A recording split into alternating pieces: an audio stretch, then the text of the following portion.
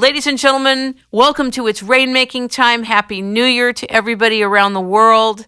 I really wanted to open 2010 with an inquiry into polar bears, apparently the second most favorite animal in the world, an animal that has captured the hearts of people and families and children.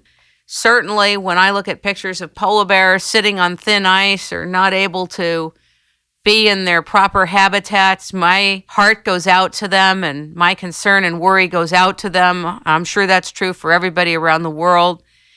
And so many times in life, when a subject or a focus becomes politicized, oftentimes we miss the facts. We miss some elemental, integral aspects of whatever that focus is that may be taken out of context, or we're only getting a small snapshot of information, so it looks like that's all the information or the major focus of information.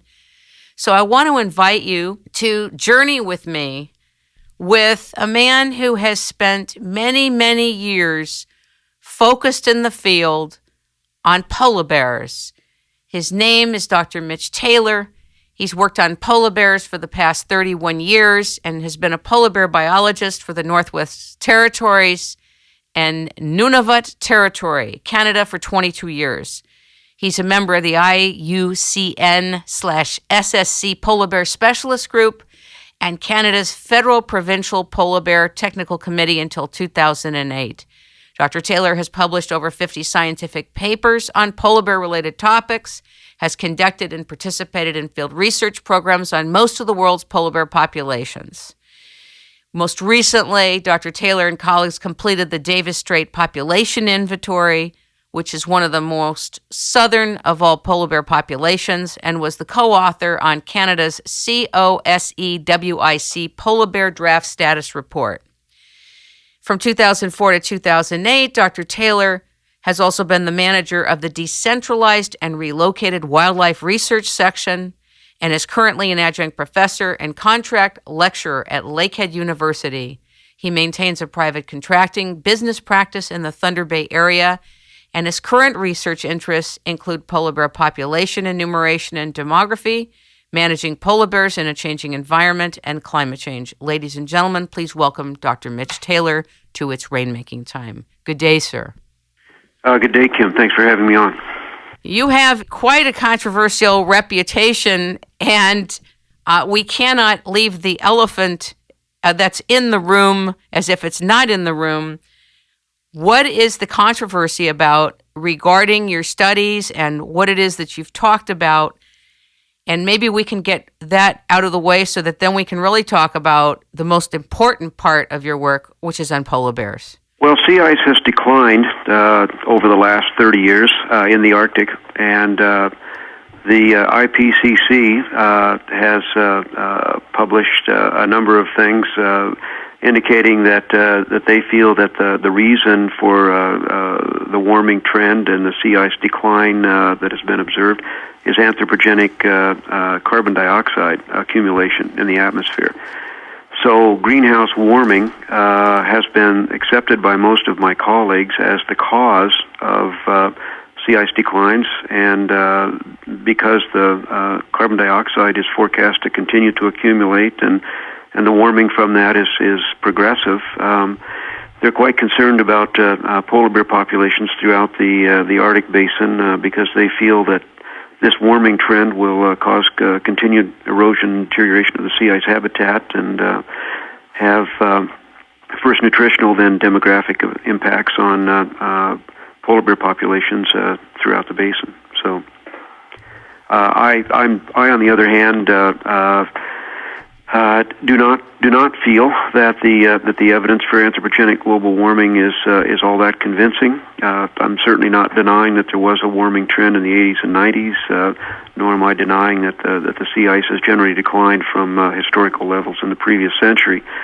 But when I look at the arguments that are presented for how that occurs, and especially the last 10 years of data, which shows that globally at least warming was first arrested and now the Earth has cooled since 2003, I start to wonder if the cause is perhaps not more natural, and if it is natural, maybe less likely to be progressive. And so I think there's more room for optimism regarding polar bear populations. Yeah, I did not know that the sea ice was melting literally. I really, like some other people out there, thought that maybe it was taken out of context. So let's talk about the sea ice, since this is where the action is. Is it melting? And if it is melting and has been melting, what do you think it's from? Well, the sea ice has sea ice is basically there's a distinct seasonality to the Arctic. It's freezes in the winter and melts in the summer. That's nothing new. But the degree of melting and the onset of freezing is kind of what's changed. And what my colleagues in Canada have observed is that, especially in some of the southern populations like Western Hudson Bay, the sea ice melts every year. In Hudson Bay, the ice is completely gone, and the bears come ashore for that open water season and have a kind of a land retreat during summer, and then return to the ice when it freezes again, except for the denning females. When it freezes again, and that's part of their annual cycle, that's part of their ecology, they're adapted to that. But as that open water period gets longer and longer, that means they spend an increasing number of days on shore fasting. And over time, again, through long-term studies, they identified a decline in body mass, and then eventually a decline in recruitment, and then a decline in some of the survival rates, and eventually even documented a population decline. And while I could probably quarrel with my colleagues about some of the aspects of that study, I think the evidence is pretty strong that that's actually occurred. So, at the same time, not exactly concurrently, but over time, colleagues in Alaska with USGS program there have seen, especially sea ice in the Beaufort Sea, especially in the last decade, retreat a lot in the summer, and the sea ice has declined even through the spring months to the point where they had difficulty conducting research programs that used to be fairly routine, simply because the ice was so broken and so far offshore. And the results of their study indicated that there's also been a dramatic decline in survival rates of all sex and age classes, but particularly adult females. They're estimating that 20% of the adult females die every year in the southern Beaufort Sea right now. And polar bears are a large, long-lived animal. If that's true and that continues, it won't be very long before there are very few, if any, polar bears in that population. So when we look at these things,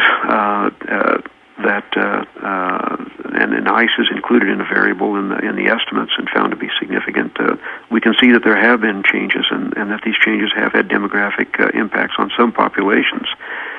But again, where I diverge from my colleagues is that from these changes that have been observed, they then take the next step and just look at the model forecasts, the climate model forecasts, and then project into the future what the ice will be like, and then say, geez, if it's this bad now, how bad will it be in 2050? And that's where some of the projections that we're going to lose 2/3 of our polar bears in the next 40 years have come from. And frankly, while I don't, I might find the odd technical thing to discuss with my colleagues on some of the aspects of the study, I just don't find that projection to be warranted. In some articles on the internet that have written about you, some people have said, you don't have the right to speak because you're not a climatologist. What do you know about global warming? And when I read that, I thought to myself, there's so many facets to climate and weather that are part of the mix. And certainly somebody who spent 31 years studying these animals and their habitats in detail and depth could shed some light on what is happening here and what you think the cause or the factors are that are diminishing the sea ice.